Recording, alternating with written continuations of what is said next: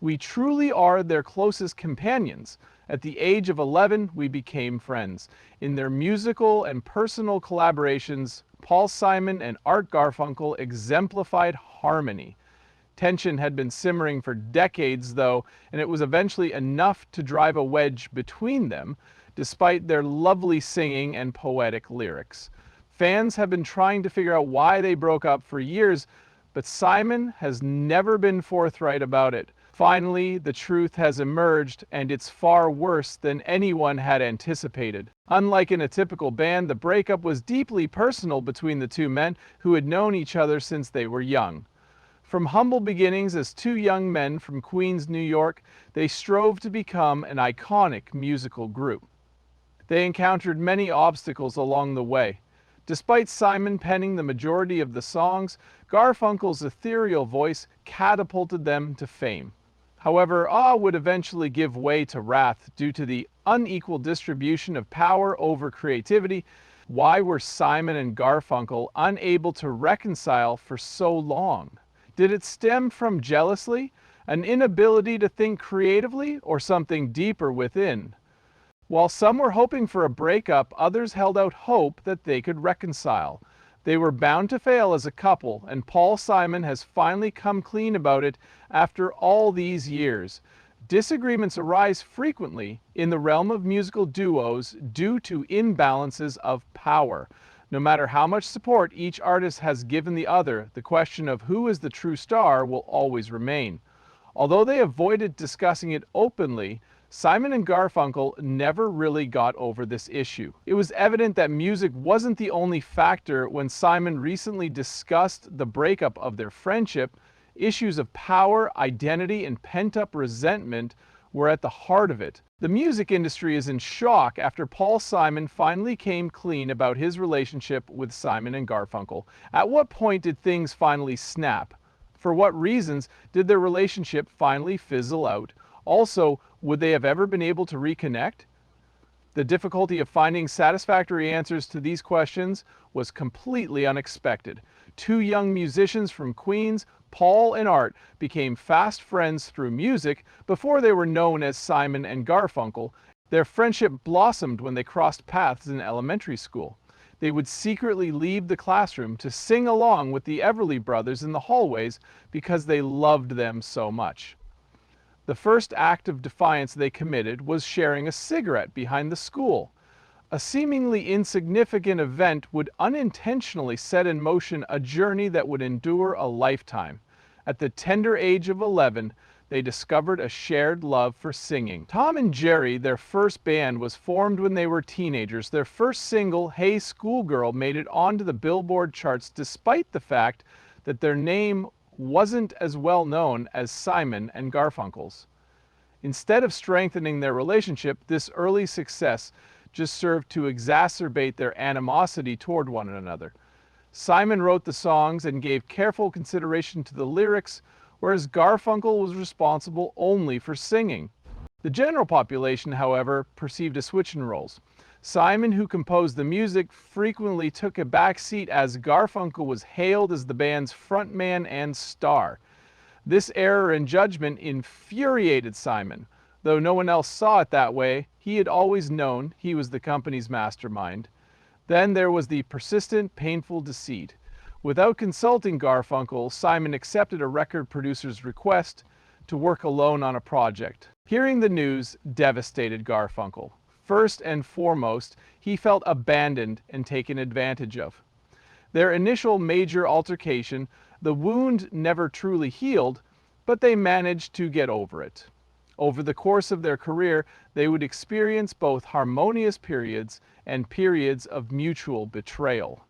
The initial rift in their friendship deepened into an insurmountable chasm as time went on. Having left their youthful band in the early 1960s, Simon and Garfunkel were each pursuing solo careers. As Garfunkel pursued a degree in design at Columbia University, Simon remained resolute in his pursuit of success in the music industry. Then destiny intervened. One of Simon's compositions was titled "The Sound of Silence." There was beauty in sadness. Neither of them realized how drastically their lives would be altered when they reunited to record it.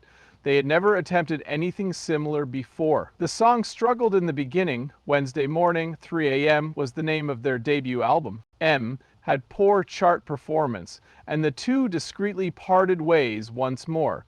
But then something miraculous occurred. Adding contemporary instruments to The Sound of Silence, producer Tom Wilson secretly released the single. Almost immediately, it became a massive success.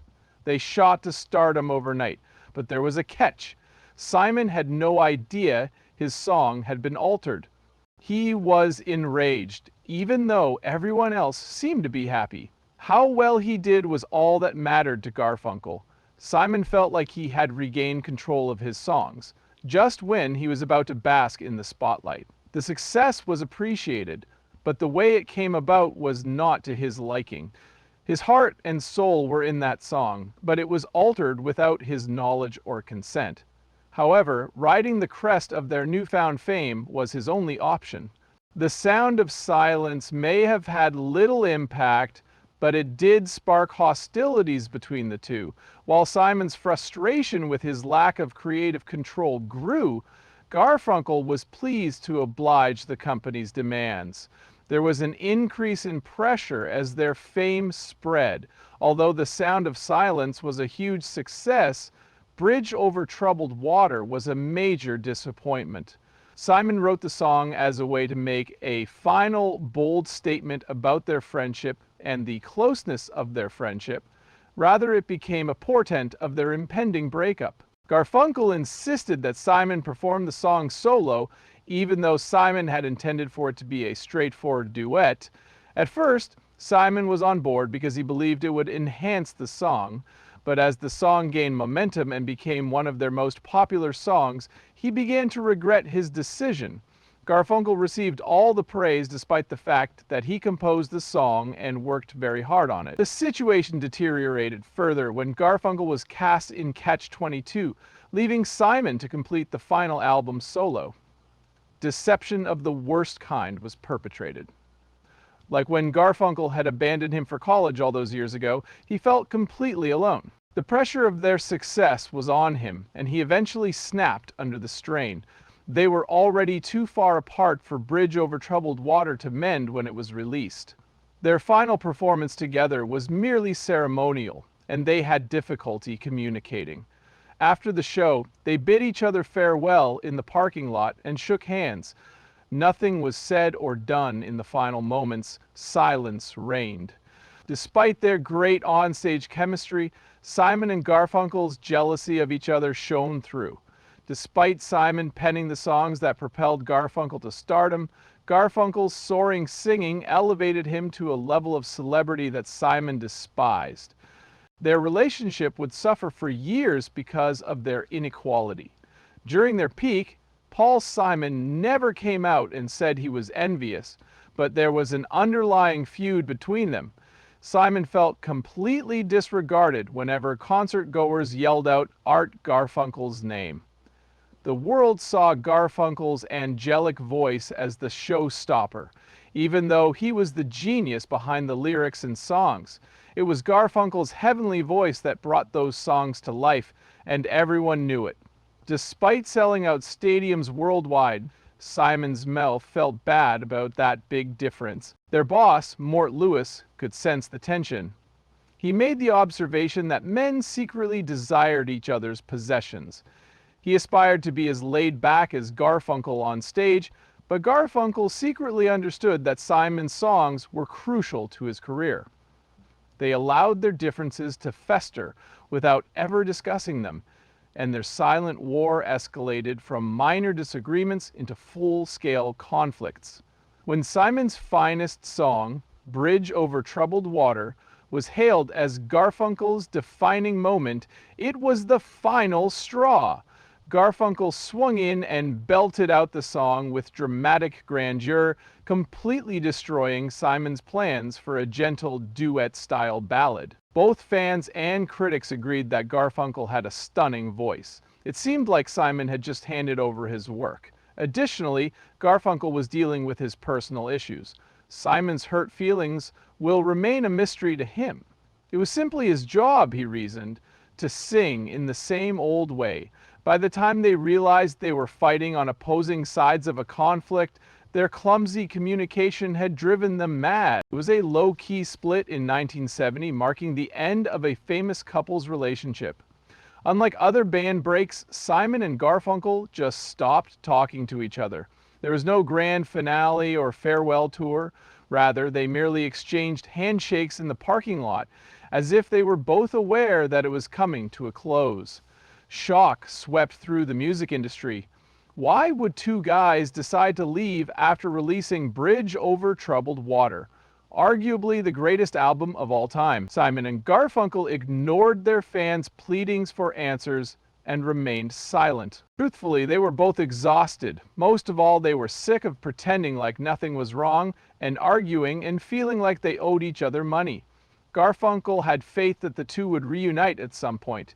He always assumed they would end their relationship amicably and get back together at the proper moment. But he had other plans. To be free permanently, not merely temporarily, was his aim. When he considered returning to the business, he felt confined. For the first time in a long time, he had complete creative control over his songwriting. In the years that followed, their lives took a completely different turn. Garfunkel dabbled in acting and had leading roles in films like Carnal Knowledge and Catch-22, while Simon concentrated on his solo career. Hits like Still Crazy After All These Years and 50 Ways to Leave Your Lover demonstrated that he could have performed well without Garfunkel. However, Garfunkel struggled. He became enraged by the way history was being written due to the fact that his solo albums were never as successful as Simon's. Garfunkel was gradually being perceived as nothing more than the man who sang the songs, while Simon was regarded as a musical genius. The realization struck him like a ton of bricks. A number of times throughout the years, destiny reunited them, despite the length of time they had been apart. Every time, unfortunate events transpired. Their 1981 performance in Central Park was the highlight of their time together. Things were far from happy behind the scenes, but over 500,000 fans from around the world came to watch the famous duo perform together again. Past hurts resurfaced during practices. Even though Simon wouldn't allow it, Garfunkel remained convinced that they could collaborate once more. He didn't want to be tied down to Garfunkel again after proving for 10 years that he could live without him. Instead of viewing the gathering as the beginning of something new, Simon perceived it as a one-off event. On stage, tensions were high, but the audience had no idea. There was no apparent lag time between the two, as if no time had passed at all in their synchronization. However, once they stepped off the stage, they remained silent. The gathering was solely for Simon's business. He had no other plans. Attempts to record a new album as a group led to their eventual breakup. Simon was very particular about the way it should sound, but he would not tolerate Garfunkel being treated like a supporting actor. The tensions between Simon and Garfunkel escalated to the point where Simon did the unthinkable. He released the songs without Garfunkel's vocals. Unexpectedly, Garfunkel was taken aback. The possibility of their becoming friends persisted in his mind despite everything that had transpired. However, Simon's actions made it crystal clear that he and Garfunkel would never be reuniting. I woke up from my dream.